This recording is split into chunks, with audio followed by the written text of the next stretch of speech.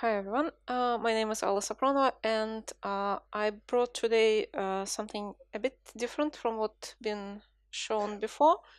I'm a data scientist, but I'm working not for the industry. I'm working for a research institution that is only specializing on providing the data service and data analysis for either research purpose or for the business cases. And I'm lucky enough to have few business cases that really been implemented and really used in the industry, who work in machine learning that we developed. And I wanted to share some experience and some thoughts on this way. Again, it's just my thoughts. If you have a different opinion, would be interesting to hear it. But first, I wanted to say who we are, and then come back to this production optimization, mostly where we implemented our machine learning solution for two different type of the industry, and then some probably conclusion. So I am representing here a Center for Big Data Analysis. It's a uni research organization. We are based in Bergen, Norway, and we are, let's say, a baby of University of Bergen, but we are independent since I think 7 years, running our own business. We have 7 departments, and one of them is the Department of Computing, and we are providing our module, or our idea is to provide big data activities for academia, first of all. So we're not profit organization. I'm probably one of the rare scientists who work not for money, but for the interest on data science. We have high expertise on a lot of computing things, therefore the big data fit very naturally in there. And the data analysis, we started first in 2009 with the machine learning implementation for the research project. And that time, I remember, at least in Bergen, no one was even involved in machine learning, even at the university.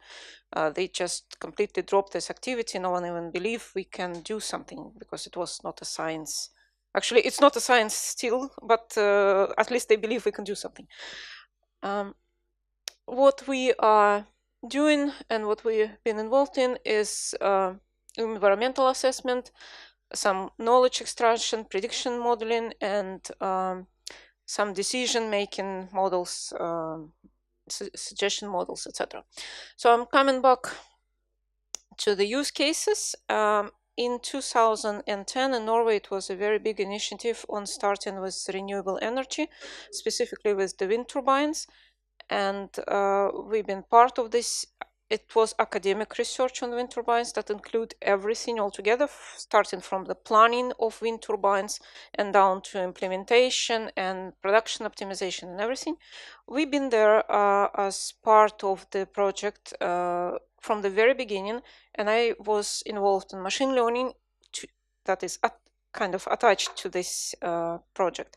So first I have to say what is the renewable energy about and what challenge they have. This is what I learned after 7 years. Now I can talk nearly professionally there. So first they have to deal with the site planning and site assessment, because as you can understand, not everything suits to fit the wind turbines in there. Somewhere is the better condition, somewhere is worse, somewhere they can fit and build turbines, somewhere not. Then they have to deal with installation, and again, I'm from Norway, weather is not very good there, probably known, and we have to find some weather window where they can really do the installation, not to drop the operation that not possible, for example, to drop without going into bad condition, etc., etc. And then it comes into the connection to existing grid. Again, we here might talk about the electricity market trading, because it's always a punishment of underestimating and overestimating the income of the renewable energy into the grid. Also, how the smart grid shall be organized. It's a big issue with all these renewables right now. Then it comes to the technical part of the steering wind turbines. I read today that wind turbines are very smart. I know with Siemens I was working. They're not so smart still. There's still a lot of problem that is not solved. Maintenance, of course, scheduling maintenance, preventive maintenance, etc., etc. All these tasks are here. And then the long-term forecast, it can be up to a few days ahead forecast, and maybe some even just over years evaluation of the site and profit of the project. So this basically entire cycle of the business of the owner of the wind farm is listed here. And proud to say I was participating in every and each of these activities and provided a solution that working, at least most of them implemented and really working. So first on the planning, I will just here mention slightly what was the problem, what the method we find out is using the most or is giving the best result, and then wrap it around with some pictures and real graphs or whatsoever from machine learning. So first on the planning and comes with the site evaluation and layout. It's necessary to incorporate or integrate different data from weather forecast, from climatology, future development if available, for example, some regulation, etc., etc. And of course, if there is known information of the neighboring wind parks, it's a strong correlation between them and strong influence. We have to take that into account. Back and forth, of course, machine learning fits here perfectly. When we come first to the area, there was a couple of girls who was sitting with a real Excel sheet and just trying to place the cross. Okay, this is done, this is done, this is probably a good site. Oh, this is not here, this is probably not a good site. So machine learning was absolutely just Chinese language for them. So it was quite successful, and first, of course, come into the mind as it comes site evaluation and layout evaluation. Let's try the genetics algorithm. They fit perfectly there. They just a miracle. They solve the problem at once. That's true. They are solving the problem, and only thing is it's very hard to evaluate the model. What if we would do something differently? Because of course, if they build a wind farm, they will not rebuild it to check our ideas. Then swarm particle optimization, yeah, we tried it. I personally like genetic algorithms better, but and SVM, the support vector machines, simple old thing, working very good again because the data set is never so big here, but a lot of factors have to be taken into account. We found out that SVM works wonderfully for this particular task on planning. Then it comes to installation, weather window prediction. We're not the only company in Norway who doing that, and the guys been there for years for some marine operation weather window. Are actually working with them and for them and providing them some background solution. I'm not allowed even to mention their names. This is strict NDA. Don't like to be there. And then this just time series analysis with old neural network, multi-layer neural network works very well there, and it's no surprises. Still, we can talk about how long or how short or what kind of time series analysis we can do, but it's working. It's perfectly implemented. Then the grid integration. Smart grid is relatively new thing into the business. New, okay. About 10 years they're talking about it, at least I am aware of that. It comes with the cost optimization for wiring, for failure prediction, of course, and some short-term forecast where again we're talking about maybe market plane, electricity market, etc. Genetic algorithms, their works not so good as expected. We find out that decision tree and random forest is the best solution we could find for this particular problem. We tried neural network. They work again with some MLP works very fine, but I would say that all kind of trees, they're providing the best solution possible. And then the short-term forecast or steering control of the turbines, for how they pitching the blades, how they turning into the wind from the wind, how they preventing to create a lot of turbulence around themselves and feed the other turbines with the wind. all that has to be solved here, and it's written here up to 5 minutes ahead prediction. Actually, it's sometimes even half an hour ahead prediction, but still considered to be very short-term forecast. Here we come with the streaming data analysis when we can, because not everyone is happy to provide us with the streaming data. It's a real business and a very hard competition there, so we're struggling to get any data. And time series prediction, of course, on this streaming data. Deep learning was used there. First time I tried the deep learning actually on this case, and it was a very good result. I'm very impressed that you can use such sophisticated things and get quite good precision. Still, when we're talking about a very short-term forecast, we're operating in a field with a lot of turbulence, which is basically a chaotic field. And we beaten with machine learning, been beaten against the chaos.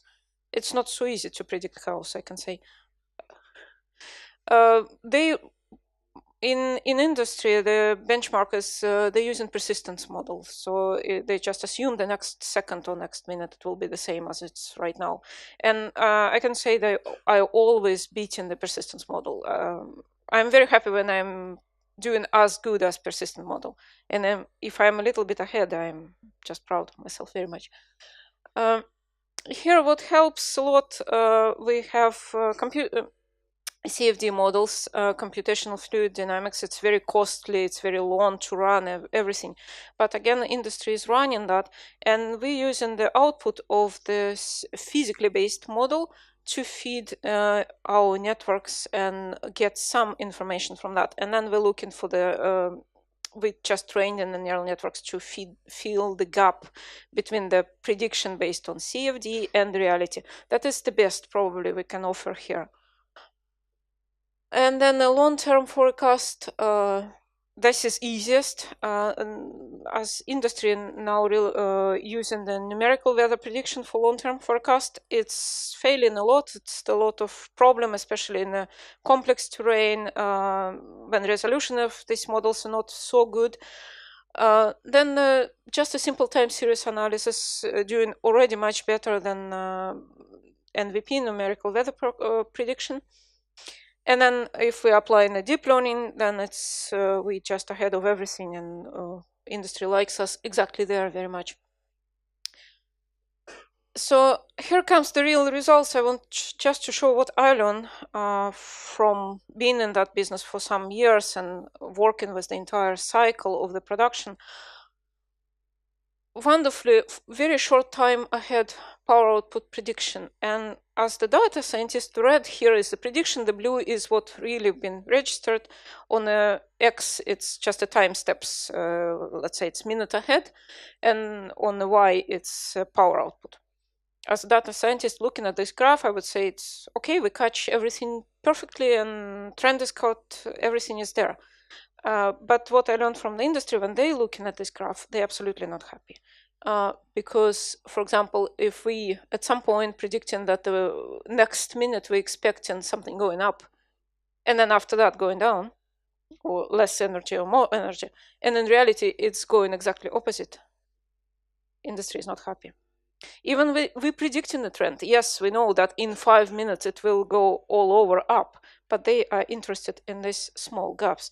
There, I learned that from my point of view as a scientist, that something fits very well and the error is not so big. From the point of view of the industry, it can be a totally different business case here. They are not satisfied with what I'm saying to them. They would rather use same persistent model, for example, or something else. And here's the long-term, some hours ahead forecast. Here we agree with the industry. I saying this is the good forecast, and they agree, yes, this is the good forecast, because it's when I'm saying that the energy will go up or it will be more production, it follows my prediction, and yes, it's more production. So it doesn't matter for the industry, for example, that there is some difference between my prediction and the actual data, but it's most interesting for the industry that if I say the production will go higher, production really going higher. at that moment, not later, not before, not after. And here I tried to make a nice picture, but I didn't succeed. I saw one time a very nice line of the model, how good your model is performing from the point of view of the user of this model. At the very end would be some persistence model, where just chaotic model. You're not predicting anything. You're just 50% right and other 50% wrong. Nothing. And then unreachable 100% accuracy of the model. We found out that at least 3 cases where we're working with the grid integration and layout optimization and long-term forecast, we can claim that we're doing them very good, and those 3 are actually integrated and in production right now. Where we're trying to fight with the chaos on a very short term forecast, it's not succeeding, and I'm not sure if this is possible to succeed there without knowing really some physics laying behind this process, because again, prediction, it's probably too many factors which we don't know that can be so easily to predict. And then the site evaluation is sitting somewhere in between, because simply it's not enough data. The business started not so many years ago, and we don't have so many business cases to say that site was good and this site was not very good. We can only assume that according to what we know, it will be good investment if you place your wind turbines there. But how it will turn out in 20 years, nobody knows, because it's too many things will happen in these 20 years. So satisfaction of the customer and our prediction is laying out just in the middle. So I will just evaluate it like this. And then from the business of the wind turbines, we can go to a different case where I learned something totally new for me as the data scientist. I was talking to the cargo shipment in Norway. Apparently there are shipping companies existing, and we was talking specifically to the Knutsen. It's not extremely big company, but okay, it's visible company in Norway. And they've been curious. They heard there is data you can analyze, and probably you can have some even profit from that. But what exactly the data analysis and how you appear with that, they have no clue. They very orthodox. They very stick with their business, and they know their business very well. So I have no clue about their business. Even with wind turbines, with the physics background, I can think how it working, how the shipment and sea and things working. I'm a land crab. I don't know. So they give us some data, and as they've been interested, it's not the whole chain of this their business, but they've been interested in these particular cases. The road planning, for example, you can choose the different channels or the different fjords to reach from A to B. Which one is more beneficial? Why the captain or skipper will decide to go this or that direction? Can you optimize that to, of course, give them maybe a faster way to go from A to B, or actually save the fuel, keep the logistic things in place, etc., etc. So you're not arriving 3 days before and standing somewhere offshore waiting for the place to be just unloaded and loaded, or you're not arriving too late, so customers are waiting for you already 3 days, etc. Fuel consumption is the different case, and it was separately. We was looking into this case separately. Steering, of course, they have on board all the smart autopilot, and I understand that I am not an engineer to tell them how to steer the ship. But a very simple case, how the weather depends on not only fuel consumption, but exactly how the weather influence the steering of the ship. Is this system always on top, these automatic systems? Are the captains always on top of how they shall react on the things? That's what the company owners wanted to know. And maintenance, this is of course preventive maintenance. There is very important because it's much cheaper to do it preventively than waiting for the spare parts for a long time. But maintenance was not completed, again, because not all the ship have sensors, and not all the sensors have enough or good enough data for us to interpret. So that part we was just not proceeding. So the route planning comes, what the constraint was, we have to optimize the cost in terms of logistic and in terms of fuel. We have to incorporate into our inputs the weather forecast, and both short and long term. We have to think about the currents, because sometimes they have a very strong influence of the at least the time spent. And we've been trying to use the genetic algorithm, which again was first choice, was not so bad result placed on that. And PCA was working very well, because a lot of factors which we don't know how to address or how to weight. And this is the rare case when talking to the field specialist was not very helpful, because we was obviously talking on the different languages. They know everything about their business. I have no clue, and they have no clue about my business. So it was not so easy to sit with them and chit chat. Here, I just let the data to talk to itself. Little bit blind date here with the road planning. Here's the fuel consumption was very easy task to do. The cost optimization need to be considered. We have to again add here the weather forecast, and the categorization. Any type of categorization method working very well here. There's quite straightforward. Again, if we would talk about the streaming data or some sensor data analysis here, maybe picture would be very different. For us, it was relatively easy task to do.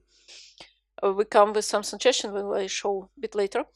And the ship steering, same, more or less same methods we've been using. We have very limited sensor data, mostly, or weather data here, and just averaged over hours consumption of fuel. So we based on that. Here's what maybe do it opposite. Here's what, for example, one of the reports look like in my eyes, and I have to communicate it to the company. So this is simple PCA, and I see that, oh, guys, you have here something that I can see, and I can see at least you have two different structures, and maybe we can analyze them separately. But I don't know how to refer to this, because again, I'm doing a blind date. I don't know what the parameter means. And they not able to communicate to me because this is Chinese for them. They have no idea what I'm showing right now. But we end up with some nice graph after all. For example, I show them which factor is mostly or least influencing on the loaded boat or the empty boat, how the boat is reacting on a different weather, on a different power setting, etc., etc. And here comes the problem, which I said, as I said, was the first time I met in my entire career. Company owner was very happy with the result, and they wanted to implement it. And then the captain said, "No way. We will not allow any type of the robot to steer our idea how we're doing things on the sea. Because you can be wrong somewhere and you have no idea about it." And yeah, as I said, I never been on the sea, and I don't have any experience with that. And they have a responsibility on human, at least on board. And they said, unless you can absolutely explain us how your neural networks and these black boxes thinking, we will not gonna follow any of these advices. And this is what earlier you said on the individual was saying, that it has to be trustful models. It has to be trustful result. I cannot guarantee, I am in my mind, I cannot guarantee that my model is error-free. And I will not place any human life on my shoulders, because it's not possible. So here is something I never considered before meeting that, and now I'm constantly thinking, how can you communicate to your end user or to your customer and really say what we offering you is reliable. You can do it. You can follow recommendation without double thinking, and you will achieve the best result. Or if we at all can say that. So that's quite interesting question. I don't know time from here, but probably close. Yes, girls with the mic, they never finish. So what I learned overall on these two examples and working again as a scientist working with the industry. First of all, and most interesting, start with the simple models. Don't go necessarily for the deep learning. I heard here this opinion before. Don't go to the very sophisticated models. Sometimes the simple models give you a solution, but then you understand what each parameter is responsible for. Then you can communicate to your end user and saying what it is about, and you can at least understand the reasoning of your black box much better. And then be careful about these black boxes to the customer, especially if it's very sensitive, or maybe it's human life sensitive, something like that, emergency sensitive things, where you cannot absolutely prove that your model is the best. And I don't know the cases when I can prove it. It has to be many cases, many tests before I said, yes, my model is performing the best, you can trust it. If possible, especially on the complex task, use the physics-based models and try to bridge the gap between reality and the physics-based models. We probably underappreciate that in response that physicists not appreciated the data-driven science, but we I think can come a little bit close to them because they at least have a very good understanding of the physical processes laying down, and we can build the things around it. And the fourth, where I fail badly, don't try to predict chaos. You probably will not succeed. So that's my lessons.